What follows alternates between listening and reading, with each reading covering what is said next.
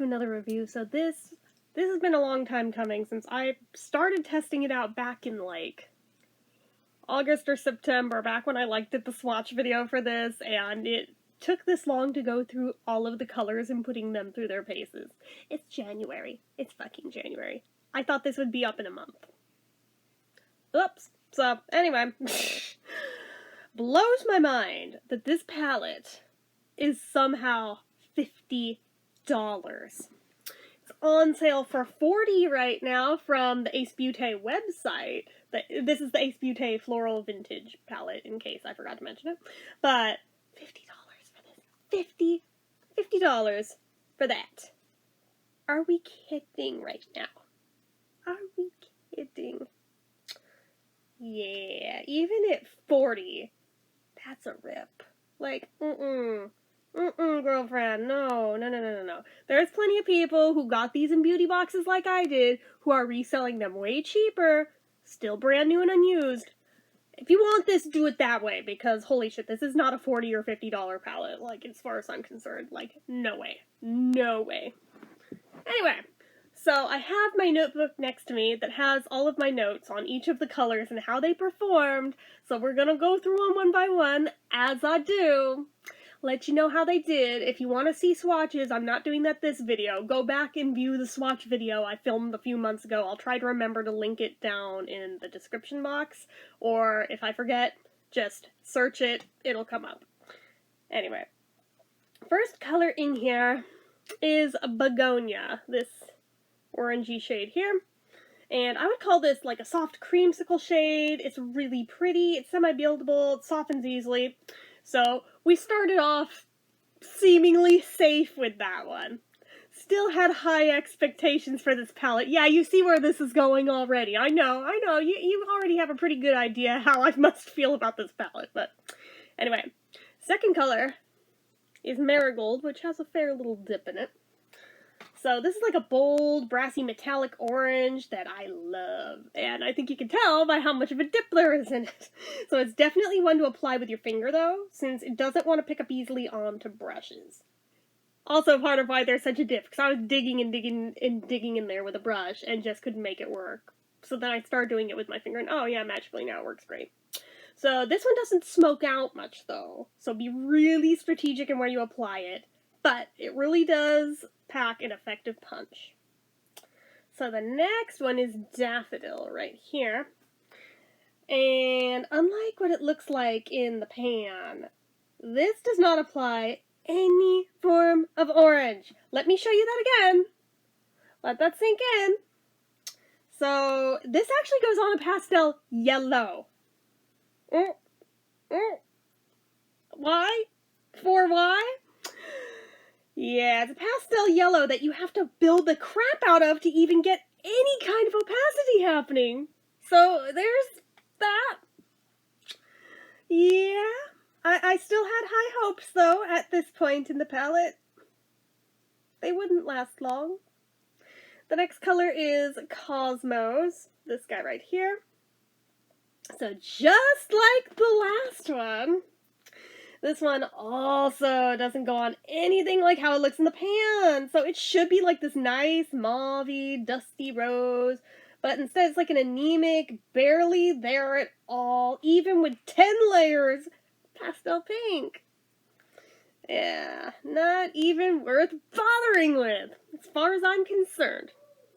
So then we have the color Dahlia, this cool green right here, that I was like, okay, if this one sucks, I'm bailing on the whole palette, because the main reason I bought this palette was for that color right there, because I fell so in love with it just in the picture. Thankfully, as of the point of writing my notes on it, fave shade so far. So this one's like really decently pigmented, it's nice and chartreuse, but it can be built up to more than that. It doesn't really smoke out though, so much as it just like softens the edges. But it's really pretty, so I do really still like that one. So, for all of this palette's flaws, I still like that one. And if I were to declutter this palette, I would probably pop out that pan and keep that one. Like that one and Marigold, for sure. So then we have Spray Rose over here. And I don't understand why on earth this color is even called that, since there's nothing rosy about it. So this is like a very pale, thin, pastel orangey color. Admittedly, did not care much for this one. But then again, seeing how it looked in the pan, did we expect I was going to like that one? Probably not. So then we have the color Calendula, which you can see is nice and shiny, sparkly over here. So this one seemed like it had so much potential, looking like a gorgeous coral shimmer. However, disappointing would be an understatement. It's just a glitter with almost no pigment whatsoever, with a ton of fallout. Yeah. Do you know how much that broke my heart? That is almost a pigmentless glitter. Yeah. So then we have pampas grass right here. And this looked like a warm tan in the pan, but it actually is another orange shade. So again, let that sink in. This is a pastel yellow, and this is an orange. This is a very deceptive palette. And this is exactly why I take notes and keep them in this notebook so I can refer back after it's been a while and I forget what they actually look on. So, anyway, you do have to work at building this one up though, as is the case with, frankly, most of the colors in this palette. So then the next shade is Globe Thistle, right here. And this is like a warm cocoa brown shade, and thankfully this one has more pigment than most in the palette. It's still buildable though, and it smokes out really well actually for such a dark shade, which surprised me. See, there are a few saving graces in here, not many, but a few. So that brings us to Antler Orchid. And this shade is actually a gorgeous autumnal orange, which I mean, that one I could at least tell that it was going to be something approximating that. Surprisingly opaque, but still buildable. It looks great on its own, or paired with the previous few shades to make like a perfect small fall smoky eye look. Like, honestly, yeah, those three really go well nicely together. So then Moss Rose is the next one after that. And this is like a great in-between shade for the browns, especially as like a transition shade or to use in the crease. It's got this decent pigment, and it blends nice with the other colors. So then that brings us to Canna over here, which I think also has like a decent dip in it. So this is like a super pigmented red metallic shade that's an absolute showstopper. I love it. It works great as a main attraction, but you could play well with other colors in here with that one. But personally, I just like wearing that one on its own as like a nice monochromatic moment. But I have done it both ways just to play with it. So then we have Orange Pansy, and this isn't just a bright orange. This is practically neon, which I mean, like, again, really wasn't what I was expecting. It's super fun to wear though, but it's a little tricky to pair it with any of the other shades in this palette because most of them are like autumnal kind of muted tones, and then there's this neon frickin' thing that's like traffic cone orange. I'm like, what am I gonna do with this? Like, I have to go to another palette to find colors to make it work with, basically. But, it's buildable and smokes out nicely, though, so I mean, it does have that going for it, but it's definitely, decisions were made to add that to this palette, and I don't understand them. At all. At all! So that brings us to Cherry Blossom over here, which is another nice metallic shiny, just to show it. So this is like a gorgeous baby pink metallic shimmer shade with a lot of beautiful reflect quality, as you guys just saw. It is buildable. Actually, it's pretty sheer per layer, so I mean, you have options to go like really sheer or like build up. You can get opaque, like it just depends on what you want, but it does give you the option rather than be like 0, 100, nothing in between, so there's that.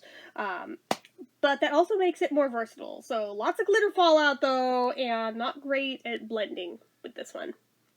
And that is with setting sprays and glitter primers, and there was still a crap ton of fallout. Even with putting it on with my finger, Yeah, that kind of seemed to be a common thread throughout most of the colors in here, but especially the glittery ones. So that brings us to a Buttercup. Now, this is literally the exact color of mac and cheese powder, which, I mean, yeah, I could see that in the pan, but, like, I figured, given how deceptive some of the other colors have been, like, oh, maybe it won't look like that, maybe it'll be totally no, it's literally mac and cheese orange. So, I mean, changed my mind. I was surprised at how pigmented it is, though, even with one layer, but it is still buildable. But again, bad fallout. So that brings us to Golden Orchid right here, another metallic one with another nice dip in it from me using a lot of it.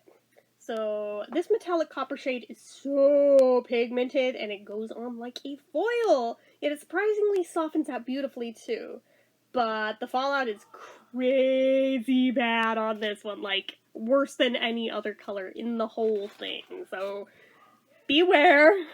If you know any tips or tricks to make it not do that, do those, because every trick I know, none of them work with it. So anyway, the next color is Tropical Hibiscus, which I don't quite understand them deciding to name it that, because that is not the color of hibiscus flowers at all, but whatever. So this is another very lovely, very pigmented orangey shade with a touch of pink in the mix that I wasn't expecting. So it feathers out and blends really nicely, and as for, let me see, and for as powdery as it is in the pan, there's mercifully not much fallout on this one. Which, again, I after the last few, I was expecting it. So having one not do it, I was like, okay, that's great, that's wonderful. Especially for it being a dark shade, that's wonderful that there's not a lot. So then that brings us to Tansy over here, this dark green. So this is a deeply pigmented forest green shade. Ignore the football game going on downstairs, that's why they're yelling. Yeah, deeply pigmented forest green shade, and that while it smokes out kind of, it doesn't really blend with other colors, no matter what you try to pair it with. It just overpowers and covers them no matter how small an amount you use or which way you layer it.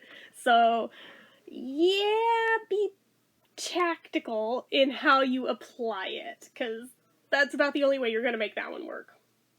Which brings us to Aster, this really pretty purple down here. So this is a slightly more purpley magenta shade that looks great as a bold shade on its own or mixed with another color. It's very lovely, and there's not much else to say about it. So I guess there wasn't much fallout, and was no issues with blending or feathering, so that brings us to Button Bush. So this brick red shade packs a wallop. A little bit goes a long way with the ultra pigmented color, like a little teeny tiny dab can carry from lash to brow with very little effort. It doesn't smoke out very well, though. It mostly just kind of pushes the color around with this one, which is a common issue with reds. It doesn't always happen with all reds, but a lot of them, that's often the case, so I wasn't too surprised, but it is worth noting. Which brings us to Daylilies right here. So this is one color that truly has no bearing on its namesake at all. It's a warm cocoa-y brown with a reddish undertone to it, but it's really patchy, but because of that patchiness, it makes it easier to soften out, so I mean, I guess there's that. So then, Musk Rose. Elon, is that you? Anyway, so this looks like a very peachy pink glitter shade in the pan, but it goes on looking traditional gold. Which, I mean, is pretty, but when you're expecting the other, it's like, oh, okay. I couldn't get it to smoke out or blend for the life of me, though, and the fallout is awful. Which brings us to a Dandelion. So, probably the truest orange shade in the whole palette goes on almost fully pigmented in a single layer, but there's a little buildability to it, and this one does blend and smoke out nicely. And that leaves Black Hyacinth as the final shade here. And this is a super pigmented black that, rather than having a brownish base like so many do, this one actually has like a deep purple as you smoke it out, which is really pretty and really unexpected. And it blends great with other colors too, so I really like that about it. I find like black shades kind of hard to wear. I think it's mostly just learning different ways to use them in conjunction with other colors, but this one I'm finding easier to play with than a lot that I've tried. So where does that leave us? In running the numbers in the way that I score these and doing my tallies and how many got a full point, how many got a half a point, how many got no points, I'm rating this a 6.5 out of 10. It's not great. It's not the worst thing I've used either, though. It's very slightly above average, but I mean, honestly, the price point, though, that's the killer where I'm like, for the price that it's being sold on the Ace Beaute website, absolutely not. Do not waste your money. But, caveat, if you're cool with buying it off of somebody who got it in a beauty box and is just like reselling it like at a cheaper rate, like $20, yeah, I think 20 is fair, but anything higher than that, I don't think this would be worth it for. So, use your own discretion, but those are my thoughts on it. So, I am very happy to be able to move on to another palette now after focusing so much on that one. Thrilled. So, anyways, that is it for this one, guys. So as usual, you know what to do. If you like this video, go ahead and give it a like. If you're not already and you'd like to be, click subscribe. Hit that notification bell icon so you never miss an upload. Leave comments down below. Make sure you're following my social media accounts, my Facebook fan page, my Twitter, my Instagram, my eBay, my Reddit, everything and more. It's all down below. And if you like what I do here on this channel and you'd like to help support it, the donation link, as always, is down in the description. Anyway, guys, until next time, see ya.